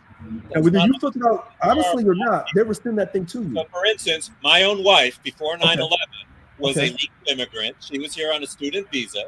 As a legal immigrant, she got a social security number, but it said right on the social security card, not valid for employment purposes. And when she got her California driver's license, she most definitely was not sent a ballot. That's not what I'm saying. You're taking something where someone did something honestly. I'm telling you, when someone does something dishonestly, if a person gets a social security number dishonestly in the state of California, before 9/11, before these DMVs across the country was verifying that social security number, Social Security Administration, that the state of California would send them a voter's registration. If that person chose to fill it out honestly, then maybe they didn't vote. But if they chose to fill it out dishonestly, they were voting. So if they could grow out a fake social security number, if they obtained it by fraud, then I don't get where your point is. Then they were still voting. I'm lost on that point too, Rich. Because the Social Security number may have been a real Social Security number. Because remember, I said it wasn't verified with the Social Security Administration. Here, I'll make it simpler for you. When the Republican Party said in the 80s, late 80s, early 90s, we want to have every person that they work in America, we want their Social Security number or our national ID number verified so that we know that they're a U.S. citizen and that they can work in this country. And the Democratic Party said, no, we don't want that. All we want to do is have people show 2 forms of ID to an employer. The employer looks at it and says, okay, it looks good. We'll hire you. Verify. So the thing with e-verify is it's a very imperfect system, and that's why the Democratic Party resisted it for good or bad. I mean, there's arguments in favor, there's arguments against. Okay. E-verify, and I know because as a special agent, I used to do I-9 inspections and arrest people for hiring people that were not authorized to work. But there's quite a lot of people, when I ran those I-9s, e-verify would say this person is undocumented when they are in fact a U.S. citizen, when they are in fact a lawful permanent resident, because a lot of data entry errors, it's imperfect. And that's why there was resistance. Whether the level of error was worth the allowing people to get through, that's a completely different issue. But the fact is that just because e-verify says somebody is not a citizen doesn't mean they're not a citizen. And I would respond to you by simply saying this. That may sound good as an attorney, but as a politician that runs for office, that's some bullshit. And that's why certain people don't get elected from certain parties saying that kind of stuff. Yeah, that's some bullshit. Because if you were verifying everyone in this country, then you wouldn't have illegal immigrants coming across the border being exploited for low wages and hurting the middle class. You wouldn't have that. Yeah, that's just like saying we have to disagree on that. Then the reason why I disagree, because that's a very similar thing to saying that if we send troops into Mexico, the amount of drug use in America would go down. I believe that strongly. That's impossible. That's not going to happen. Okay. It's an unverifiable type of right? You know what? Sometimes y'all make me root for these Republicans. Rich. We have more of our population in jail than any other country in the world, man, and yet we still reign supreme in crime nationwide. More policing doesn't solve the problem. More troops in Mexico won't solve the problem. And having some type of system to verify everyone that's here, there are going to be flaws in it. It's going to be imperfect. That's not going to solve the problem. You know what? I tell you what. If that's the Democratic platform in 26, their ass ain't going to take back. That's not the Democratic platform. I'm just saying. If I'm talking about you guys, Richard Lewis Brown brought up. It's on e-verify right now. Yeah, I know. But I think the Democrats are going to lose 2026 because they're full of shit and they're weak. No, because the things that you say, it sounds really good, but it doesn't sell. No, and also because people don't feel moved by what you're saying. When you're campaigning, when you're out on that campaign trail, if you can't motivate and excite and inspire people, they don't care about all that intellectual lawyer talk. That doesn't inspire people. You're right. You are right. Yeah, I concede that. I'm not disagreeing with you on it. All I'm saying is a dope tagline. MAGA is an amazing. It's not brilliant. But yes, we can. It's a dope tagline. Yeah, and you got it. When you can inspire people from either the left or the right, and it's coming in the middle. What was Kamala's tagline? I promise you, I'm not like Joe Biden. Was that it? At the end of the day, I agree with you said. I'm also inserting the inability of the Democratic Party to capitalize on all of the freaking cannon fodder the Republicans have given them within the first 8 months of this administration. And it's because they're weak. They don't know how to fight. And all of their constituents are losing faith in them because they see that they won't fight for the will of the people. And regardless of what the hell is happening in the Oval Office and who's doing it, that's still a better option, somewhat unfortunately, than the Democratic Party, who you know for sure will get in office and roll the fuck over as soon as they can. Hold on, Glass. There's some heroes in the Democratic Party. We have record breakers within the Democratic Party. God damn it. We have people who went on stage and spoke for 2 months straight. Mr. Cory Booker. Let me say this to you, to all the black and brown who are listening this evening. When you see black and brown folks in the Democratic Party, you're on a plantation, and they'll do as they're told. I'm going to tell you that. They will do as they're told and nothing more, nothing less. Now, when you see black folks in the Republican plantation, they're going to be farther out in the field. They're going to be in the big house. No. They're going to be farther out in the field. Ones in the Democratic plantation will be closer to the house. Tim Scott not in the big house. Candace Owens he's further out in the field, like I said. And I'm not saying that every black party. What I'm simply saying is, you don't have no true go-getters in the Democratic Party, and then even the black folks in there. Overall, are they true go-getters? Are they willing to disrupt that whole thing and leave the Democratic Party? They are not. We were just talking about that at dinner. We were talking about that at dinner. Like every now and again, you got to have somebody willing to say, "Yeah, fuck it, I'll take a felony today." Not just that, but when Trump said, "Hey, I'm taking this party over," you don't have no Democrat, especially a black person or a Latino, who's got it in them to take it to you, who ain't being sponsored by lobbyists, being told what to say and how to say it. You don't have that. I got it. Because the last one you had like that was Dr. King that got his ass up out of there. Malcolm X, he never had a chance. Okay, the Black Panthers, those were some hard hitters. You're gone. I would say the Democratic Party is good at not letting the young guns get ahead. So why mess with them? Yeah, you're wasting your time. Jasmine Crockett talk more. Yeah. Jasmine Crockett, AOC ran for something, and Nancy only going to do so much. She's only going to do so much. When you belong to one of those parties, they control you, whether you understand that shit or not. Well, we're going to don't keep moving the goalposts. Now, you talked about the Democratic Party has no dogs in them. They don't have no dogs. Listen to people that had that dog in them. Now you're moving the goalposts to another topic. What I said is, if you belong to the Democratic Party or the Republican Party, they control you. You're on their platform. You are not on your own platform. There's no other platform.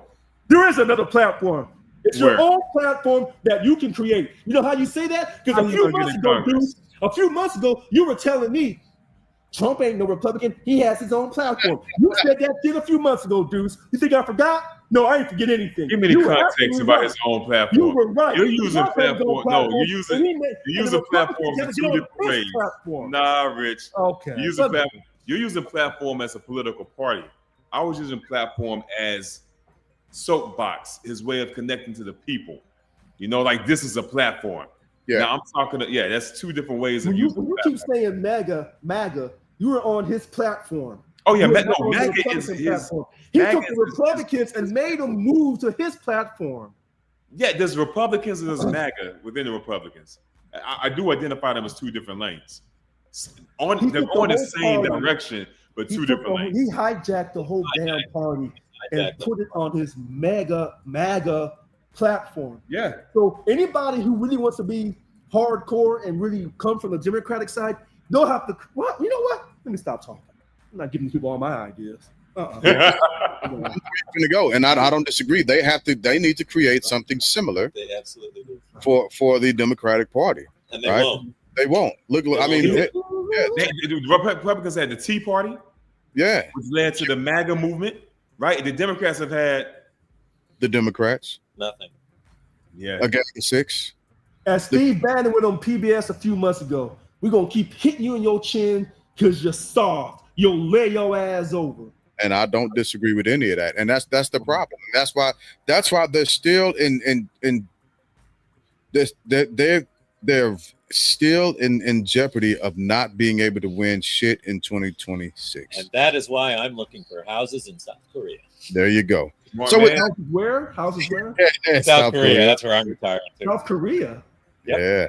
That's kind of expensive though, isn't it? It is expensive, but that's where my wife's family's from, and I love it. South Korea? Hey, you got to keep the wife happy.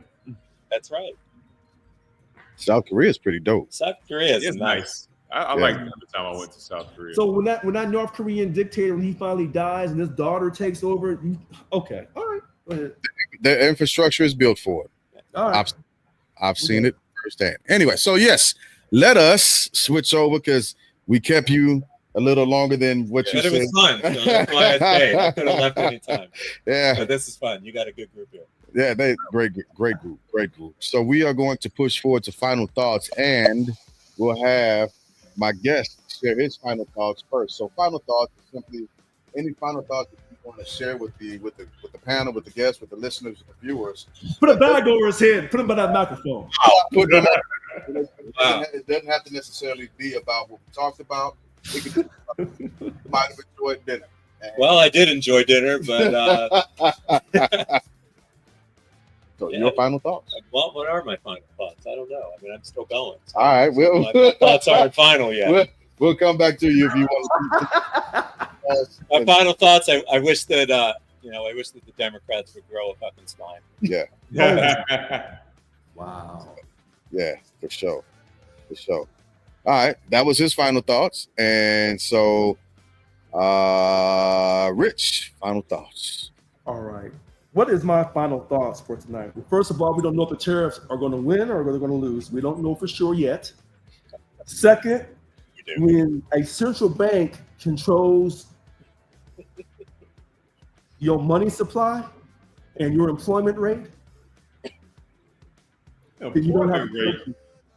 You don't have a country by the people, for the people, of the people. You don't have that. You have a country that's being controlled by a small group of people, the bankers. And no matter how much I have said this to these intelligent people, these hardworking public servants, they refuse to accept this fact regarding our great country, the United States of America. This is not a democratic society. This is not even a democratic republic. That was sold away in 1913 when they recreated and called it the, quote, Federal Reserve Act and brought back the central bank. And I hate to say it, that racist President Andrew Jackson, one that said we're not renewing that charter, get that bank's ass out of here. And they tried to kill him several times. Y'all forgot about that. I know what I'm talking about. Anyway, for my final thought, let's keep hope alive.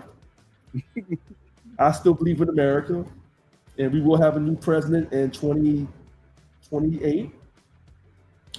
President Trump will be leaving the White House, walking out, being escorted out. He's leaving. He will be leaving. Thank you. I approve this message.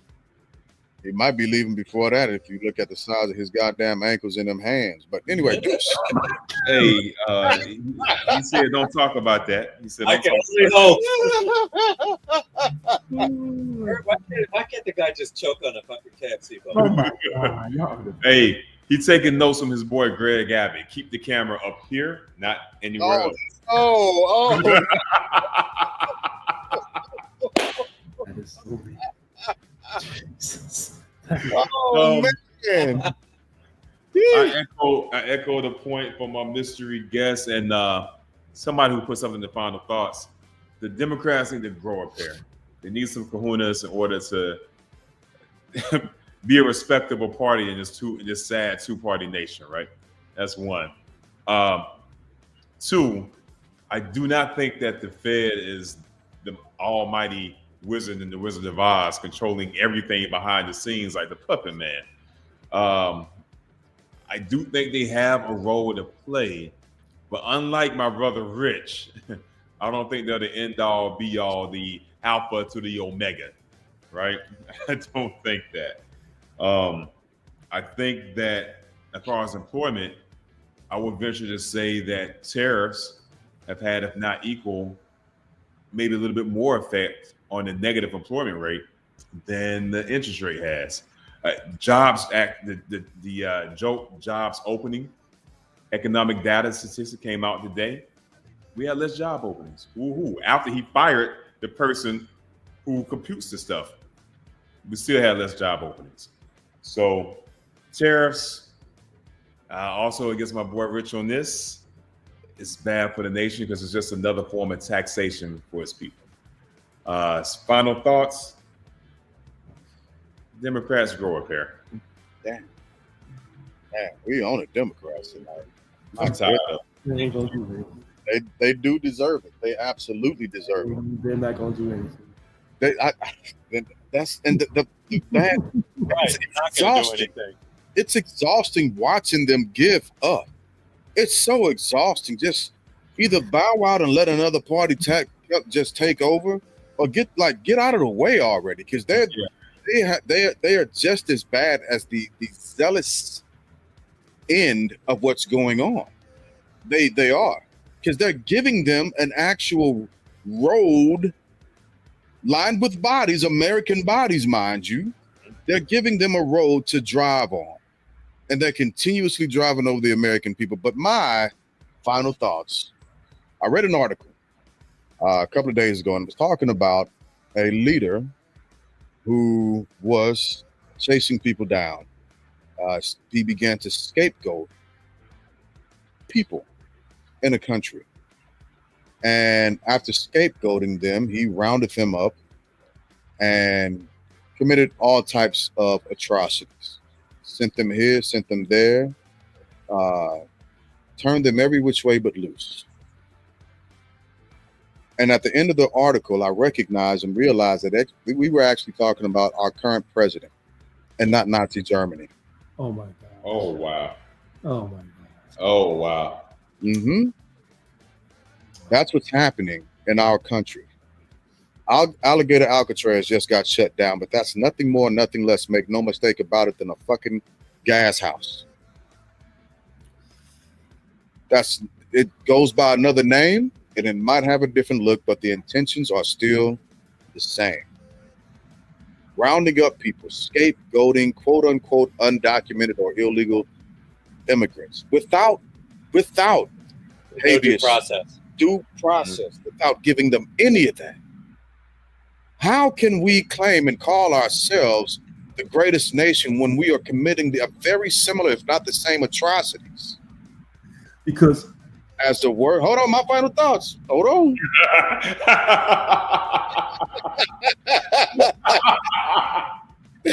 as one of the worst periods in global history, in human history. But I keep having to remind myself that the reason why Hitler got the way he got is because he studied how to be that from a small community and government of people practicing slavery, chattel slavery, called the United States of America.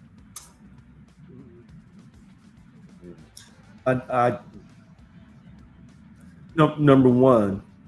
And those are my final thoughts. Go ahead. I'll pan it back up. If the truth is the truth, they say he took his life. Donald Trump is not taking his life. That's the first thing. Donald Trump will leave the White House. That's the second. Okay. All that evilness that he did, that this world will never forget. Yes, extreme evil. And in Germany, you can't even have the Nazi flag. They won't even allow that type of freedom of speech because they said it promotes violence, and they're right. Ironically, in America, you can still wave the Confederate flag. That's fine. That's your freedom of speech. So there's a drastic difference there. Now, sometimes President Trump does things wrong. Sometimes he does things right. White people. Go ahead. I hear you. Trump is right sometimes in the same way that a broken clock is right twice. Yes. But here's the one thing I will say. Trump, if it accidentally makes some kind of a good number, it's because, well, it served Trump. That's why he did it. Yeah. Here's what I'll say. When white people get offended, when we as black people say, hey, some of you white folks ain't cutting the grade, some of y'all are racist, they get mad. But if you really want to offend a white person, call them Hitler. You'll see a different side of them come out. Maybe because it's true, or maybe because it's absolutely not true. So, I totally agree with you. Yeah, listen, because on that point, what I'll say is, not everybody who voted for Trump is racist, but there is not one single racist that did not vote for Trump. Okay, but what I'm saying, when he gets compared to Hitler, I think that's what inflames him. Now, it's not that we're comparing him to Hitler as far as the intent. It's we're comparing the playbook that he uses for seizing authoritarian control to the playbook Hitler used, because it's the exact same playbook for how Hitler took control of the press, how he took control control of various Yeah, institutions. but he's leaving. But there's a big difference. He's leaving in 28. So all this comparison does not. If anything, the more people try to compare him to Hitler, the more that he'll get his things passed. The more he'll help the Republican Party try to maintain the House. Well, then in the future, they cannot give excuses as to why America has become authoritarian. Well, remember when President Bush, when 9/11 happened, and I believe that was allowed to happen, but that's a conspiracy belief. But I believe that was allowed to happen. President Bush did that Patriot Act and took away a lot of our rights. I don't disagree with that. Okay. But which conspiracy has happened since January that has given him the platform to do what he's doing? How many Americans have fallen out of buildings? How many people have burned up? How many wars has he stopped, or how many wars has he started? What thing has happened in American society that literally gives him the movement of a national emergency outside of the him wanting to seize more power? It's just because he told you from the very beginning he was going to run it like he runs his business. He's the one in charge. So he's never. Here's my thing. Yeah, but this whole thing about an emergency, it's total bullshit. It's just No, you're right. It is. But he told you, I'm going to run this like I run my business. And the people said, we'll put you in. It's bankrupted casinos, so he doesn't run his business. It doesn't matter about right. He's running. Y'all keep talking about his business to the ground. Hold on a second. When people in 2016 put him in office, and then they put him back in 24. They don't care about what you say about that stuff. That is They so don't care. And Rich, don't care about all that. look, I'm not disagreeing with you on that point. I'm not. I just look at it. I look at it in a bit of a different lens, and the lens that I'm looking at it and understanding it in and as is that American hatred is just that strong. American hatred is just that strong that it will get us to where we are. And like you said, hatred towards minorities, hatred toward blacks, LGBTQIA, anybody who does not have the same platform as rich old white men. That the jargon, but that's been the foundation of the country. Right. Yeah, exactly. And so I don't disagree with what you're saying. I'm just looking at it in a different lens, because there's been no different jargon that's been pushed out to the same group of people to get us to the same area we are. The difference is, however, the people that generally save America have tapped out, and now they're feeling the consequences of their own actions. That's the difference. Trump didn't win in 24 by increasing his voter share. He won in 24 because Biden's share was diminished Harris lost some of Biden's share. Yeah. Trump had the same number of voters as he did in 20. No, he didn't. That's not true. It is true. I thought he got an increase in voters. No, the increase was minimal.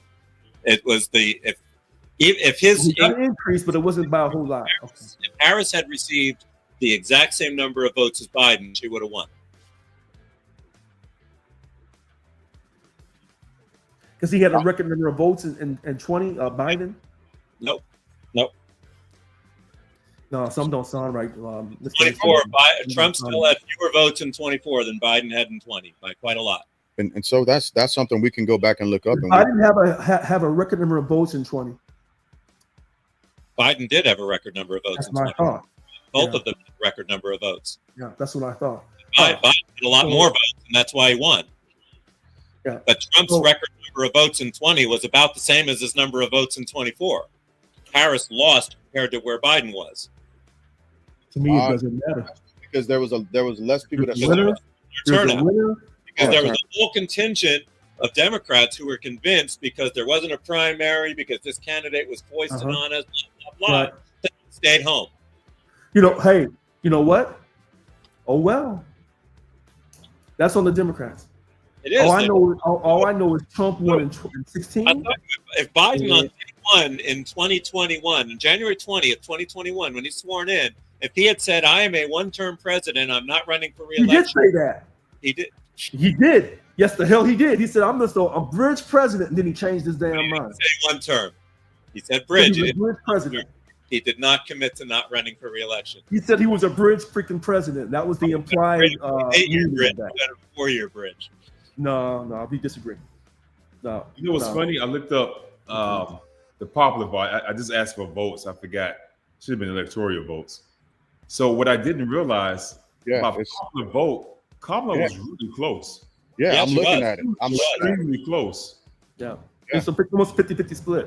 Lost. Yeah, pretty much. Yeah, I didn't realize that. What did Trump have? 50.3? Nah, 77 to Kamala 75. I think No. The percentages, was it 50.3 majority? It was less than 51. Yeah, because right, 50.3 or something like that. It's like 77 to 75. So no, give me the percentages, not the number of votes. I want the percentages of the majority. 49.9 approximately vote share. No, he had 50 something, 50.3 or 50.1. It's right over 50%. Yeah, right over 50. Just barely, but it was just. Yeah, I didn't know it was that close. If you look at his total number of votes, it's not. No, it's not. It's very close to what it was in 20. Yeah. Yeah. It's not that. Yeah. Got it. Yeah, that was literally. This literally happened because of the people that got disenfranchised. Yeah, 2020 was the largest turnout in history. Wow. Much larger. Remember, all the rappers were out saying vote for Biden. That's what turned me. I said, "Wow, this is huge." Because the rappers who normally don't vote were like, "Hey, we voted." It depends on which rappers you're talking about, because there were also rappers that were saying to support Trump. Yeah. Not to the same extent that I think it was more majority of rappers who vote for Biden than 20, and athletes too. They were more in. At least they were more outspoken. For 2024, a younger group of rap artists were pushing Trump. Right. I'm talking about in 20. Yeah. No, athletes and rappers that Biden did in 20. Yeah, those are the first time I looked at those numbers, and that's I never looked at the popular vote, because all I heard was Kamala was destroyed. Electoral college is like, okay. But he had 306 or 312. So then the popular vote was extremely low too. How many votes did he have? 306, I think, or 312? What did it stop at for electoral votes? Let's see. I'll let you look that up, and then we got to end the podcast because I don't want to go over 2 hours. Yep. Yeah, I got yeah. Hey, it was really fun. All right. Hey, same here. It was nice to meet you guys. Nice to meet you as well. So I'll retire from government 4.5 years, then I won't have to be a mystery anymore. Yeah. Let's see. Who takes office in 28? In 2016, Trump had 304. 2020, he had 304 to Clinton's 227. 2020, he had 232 to Biden's 306. In 24, he had 312 to Kamala's 226. Clownder. Bad. Okay. That's all the more reason the electoral college needs to go. Yeah. You got that right. Agreed. All right. Well, as always, family, thank y'all for hanging out. You could have been anywhere else in the world, but you decided to hang out with us. Don't forget to go check out the merch, the shirts. Rich, I sent you an email. Yeah, I got it. Okay. All right. Yours will be coming soon. And I will play the actual commercial for the shirts, and we'll put all that information up again later. With that being said, thank y'all for coming out. God bless and good night. I'm surprised I didn't. There you go. That's what I was waiting for. Good night.